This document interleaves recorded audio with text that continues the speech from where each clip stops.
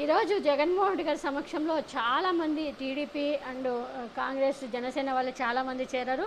కాకినాడ జిల్లాలో జగన్మోహన్ రెడ్డి గారు మేమంతా సిద్ధమనే యాత్రలో ఉండగా అక్కడికి చాలామంది కాకినాడ జిల్లాకు సంబంధించిన వాళ్ళు టీడీపీ వాళ్ళు చాలామంది జగన్మోహన్ రెడ్డి గారి సమక్షంలో చేరారు. జగన్మోహన్ రెడ్డి గారి సమక్షంలో కాకినాడ జిల్లా పెద్దాపురం టీడీపీ కీలక నేతలు తోట సుబ్బారావు నాయుడు, ముత్యాల శ్రీనివాస్, జనసేన నాయకులు జగదీష్ చంద్రవాసు, విజయ్ గోపాల్, కాకినాడ రూరల్ నుంచి రాష్ట్ర బీసీ ప్రజా సంక్షేమ అధ్యక్షుడు